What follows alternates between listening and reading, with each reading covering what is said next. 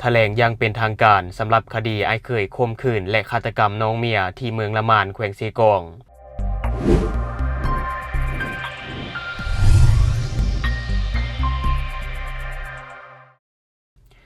สบายดีท่านผู้ชมยินดีต้อนรับเข้าสู่รายการช็อกเดอะนิวและข่าวที่ข้าพเจ้าอยากจะนำเสนอในมื้อนี้ก็คือเจ้าหน้าที่ตำรวจได้แถลงอย่างเป็นทางการสำหรับคดีไอ้เคยข่มขืน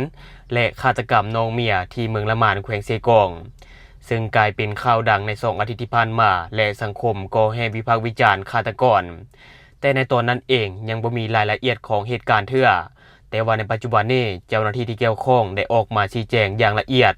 โดยในของข่าวข้าพเจ้าได้มาจากเพจความสงบซึ่งเป็นเพจของเจ้าหน้าที่ในตอนเช้าวันที่13มังกร2026ท่านพันเอกเหี่ยมไสยราชรองหัวหน้ากองบัญชาการปกส.แขวงพร้อมคณะรับผิดชอบการดำเนินคดีกองบัญชาการปกส.แขวงเซกองได้แถลงข่าวเกี่ยวกับคดีข่มขืนกระทำซ้ำเล่าและฆาตกรรมที่ได้เกิดขึ้นในวันที่30ธันวาคม2025ที่ผ่านมาให้รู้ว่าในเวลา 9:48 นาทีของวันที่1มังกร2026เจ้าหน้าที่ตำรวจเมืองละมานแขวงเซกองได้รับแจ้งความจากนางบุตรีอายุ28ปีที่อยู่บ้านโนนมีไสเมืองละมานแขวงเซกองและผู้เกี่ยวได้แจ้งว่านางไข่คำเพชรจำพรอายุ23ปีอยู่บ้านโนนมีไสเมืองละมานแขวงเซกองซึ่งเป็นน้องสาวคิงของตนได้ออกจากเรือนตั้งแต่วันที่29ธันวาคม2025ซึ่งได้ไปเฮ็ดเวียกเป็นพนักงานขายเครื่องอยู่ร้านขายโทรศัพท์มือถือลองโฟนที่อยู่บ้านวัดหลวงเมืองละมานแขวงเซกองตามปกติคือในแต่ละวันแต่พอมาฮอดตอนแลงของวันดังกล่าวผู้เกี่ยวบ่ได้กลับเรือนและบ่สามารถติดต่อได้นับตั้งแต่วันที่30ธันวาคม2025บ่ฮู้ว่าไปไสและนับจากวันเวลาที่นางไข่คำหายตัวไปได้เป็นเวลา3วันผู้เป็นเอื้อยจึงได้เข้ามาแจ้งความคนหายต่อกับเจ้าหน้าที่ตำรวจซึ่งก่อนหน้านั้นแม่นได้มีการประกาศตามหาผ่านช่องทางสื่อออนไลน์เป็นต้น Facebook และอื่นๆแต่ว่าบ่มีผู้ใดสามารถให้ข้อมูลได้ภายหลังได้รับแจ้งความเจ้าหน้าที่ได้รายงานสภาพการให้คันถึงรับทราบพร้อมทั้งประสานงานกับทุกภาคส่วนที่เกี่ยวข้องมีการแต่งตั้งคณะรับผิดชอบคันกองบัญชาการปกส.แขวงและปกส.เมืองประสานสมทบกันเพื่อติดตามกวดกาและสอบค้นหาข้อมูลเบาะแสของเหตุการณ์ดังกล่าวผ่านการเคลื่อนไหวและเก็บกำข้อมูลของวิชาเฉพาะมาฮอดเวลา 15:30 นาทีของวันที่5มังกร2026เจ้าหน้าที่จึงสามารถกักตัวเป้าหมายสงสัยได้1คนซึ่งมีชื่อว่าเฒ่ากำอายุ40ปีบ้านเกิดอยู่บ้านแซ่เมืองสุขุมาแขวงจำปาสักบ้านอยู่ปัจจุบันอยู่บ้านโนนมีไสเมืองละมานแขวงเซกองผ่านการสอบสวนของเจ้าหน้าที่เฒ่ากำได้รับสารภาพว่าได้ลงมือก่อเหตุข่มขืนกระทำซ้ำเล่าและฆาตกรรมนางไข่คำซึ่งจุดเกิดเหตุฆาตกรรมนั้นอยู่ห่างจากเทศบาลเมืองละมานไปทางทิศตะวันตกเฉียงใต้ประมาณ5กิโลเมตรนับระยะทางแต่บ้านโมหาบ้านละวีลำพันธ์เมืองละมานแขวงเซกองโดยในมือก่อเหตุเวลา 8 โมงของวันที่30ธันวาคม2025ผู้เกี่ยวได้ขี่รถไถนาแก้มากาเฟจากสวนบ้านหนองกันเมืองท่าแต่งแขวงเซกองเข้ามาเฮือนพ่อเฒ่าแม่เฒ่าที่บ้านโนนมีไสเมืองละมานแขวงเซกองพอมาฮอดเฮือนก็ได้เอามากาเฟลงปะไว้อยู่เฮือน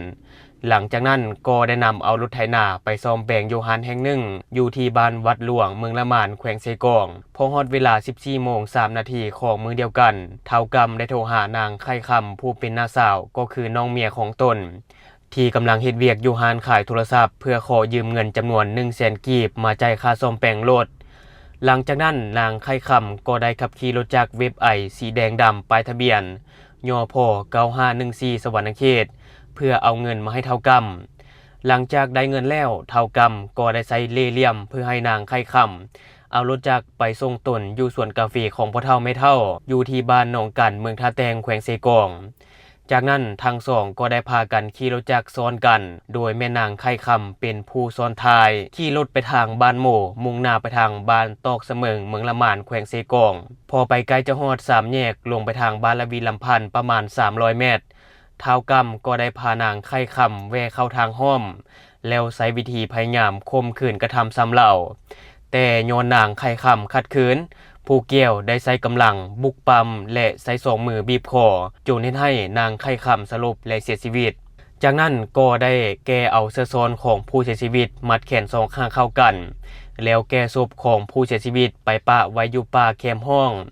ห่างจากจุดก่อเหตุประมาณ30เมตร โดยสภาพศพของผู้เสียชีวิตนอนคว่ำหน้าลงกับพื้นดินลำตัวเหยียดเสื้อต่อจากนั้นผู้เกี่ยวก็ได้เอารถจักรเว็บไอสีแดงดำป้ายทะเบียนยพ9514สวรรณเขตและโทรศัพท์มือถือ iPhone 7 ของนางไข่คำไปนำหลังจากนั้นก็ได้ขับขี่รถกลับคืนมาเทศบาลแขวงเซกองแล้วก็ได้ออกไปนอนอยู่เฮือนสวนกาแฟของพ่อเฒ่าแม่เฒ่าอยู่ที่บ้านหนองกันเมืองท่าแตงแขวงเซกองพอฮอดตอนเช้าของวันที่31ธันวาผู้เกี่ยวจึงได้นำเอาโทรศัพท์มือถือไปฝังไว้ในป่าสวนกาแฟส่วนรถจักรได้เอาไปฝากไว้นำหมู่อยู่บ้านท่งหวายเมืองท่าแตงแขวงเซกองจากนั้นก็สืบต่อดำรงชีวิตไปมาตามปกติและมาในวันที่7มังกร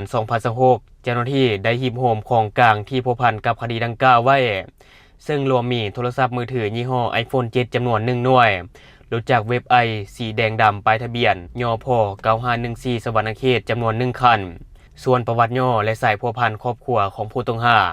เท่ากรรมมีถิ่นกำเนิดอยู่บ้านแซ่เมืองสุขุมาแขวงจำปาสักและนับแต่ปี 2010ผู้เกี่ยวได้มาสร้างครอบครัวอยู่แขวงเซกองโดยได้แต่งงานกับนางแววมณีสุบันซึ่งเป็นเอื้อยขิงของนางไข่คำเพชรจำพรผู้เสียชีวิตที่อยู่บ้านโนนมีไสเมืองละมานแขวงเซกองและได้ดำรงชีวิตอยู่เฮือนพ่อเฒ่าแม่เฒ่าจนฮอดปี 2023ผู้เกี่ยวจึงได้ออกไปอยู่เฮือนที่อยู่ดินสวนกาแฟของพ่อเฒ่าแม่เฒ่าอยู่ที่บ้านหนองกันเมืองท่าแตงแขวงเซกองพร้อมกับเมียและลูก3คนภายหลังที่จับกลุ่มตัวผู้ก่อเหตุแล้วปัจจุบันคดีดังกล่าวแม้นยังอยู่ในระยะสืบต่อดำเนินการสืบสวนสอบสวนเพื่อขยายผลและเก็บกำข้อมูลหลักฐานเพิ่มเติมตามหลักวิชาการเฉพาะเพื่อสอบหาสาเหตุแห่งจูงใจและปัญหาอื่นๆที่ยังบ่ทันจะแจ้งต่อคดีดังกล่าวฉะนั้นคณะรับผิดชอบการดำเนินคดีได้แถลงข่าวเกี่ยวกับคดีข่มขืนกระทำซ้ำเล่าและฆาตกรรมก็เพื่อชี้แจงให้สังคมรับทราบถึงความเป็นจริงต่อกับเหตุการณ์ดังกล่าวและบางปัญหาต้นตอคือปัญหาที่1ตามคำรับสารภาพของผู้ต้องหาและข้อมูลหลักฐานที่ทางเจ้าหน้าที่ได้หีบโหมและยืนยันชัดเจนต่อผู้กระทำผิดแม่นเท่ากรรมและปัญหาที่2การแถลงข่าวเพื่อชี้แจงคดีดังกล่าวนี้มีความซักซ้าก็เนื่องจากว่าคำให้การของผู้ก่อเหตุในเบื้องต้นบ่จะแจงและมีการปิดบังบางข้อมูลซึ่งจำเป็นต้องใช้เวลาในการสืบสวนสอบสวนเพิ่มเติมและที่ผ่านไปก็จะเป็นคำชี้แจงจากภาคส่วนที่เกี่ยวข้องต่อกับคดีข่มขืนกระทำซ้ำเล่าซึ่งว่าคดีนี้ถือว่าเป็นคดีดังและมาแห่งในโซเชียลลาวในอาทิตย์ก่อนนี้สังคมลาวก็ติดตามความคืบหน้าอย่างใกล้ชิดและมีความจำเป็นต้องแถลงข่าวเพื่อให้คดีนี้มีความจะแจ้งต่อสังคมเพราะในช่วงที่ผ่านมาหลายคนก็ติดตามว่าจะมีการแถลงข่าวหรือบ่ว่าข่าวนี้มันมีมูลความจริงหรือบ่สรุปออกมาก็คือเรื่องเป็นไปตามข่าวแท้ท่านผู้ชม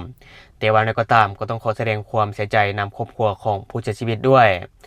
ซึ่งทุกมื้อนี้แน่นอนอยากฝากเอาไว้เฮาเชื่อใจไผบ่ได้แท้ๆท่านผู้ชมเนาะแม้กระทั่งคนในครอบครัวก็ยังวางใจบ่ได้ฉะนั้นจงใช้ชีวิตอย่างมีสติตลอดเวลาเพราะว่าทุกมื้อนี้คนหายมันหลายแห่งและทั้งหมดก็คือสิ่งที่ข้าพเจ้าอยากจะนำเสนอในมื้อนี้สำหรับท่านผู้ชมคนใดที่เบิ่งคลิปของข้าพเจ้าอยู่ยังบ่ได้กดติดตามช่องยังบ่ได้กดกระดิ่งแจ้งเตือนก็อย่าลืมไปกดเพื่อเป็นกำลังใจให้ข้าพเจ้าได้ผลิตคลิปดีๆแบบนี้ออกมาเรื่อยๆหรือสำหรับท่านผู้ชมคนใดอยากตำหนิติเตียนก็อย่าลืมฝากไว้ภายใต้คอมเมนต์ของเฮาและเฮาจะเข้าไปอ่านและก็ตอบแลกเปลี่ยนประสบการณ์นํกันอย่าลืมสนับสนุนกันด้วยการกดติดตามช่องขอขอบใจ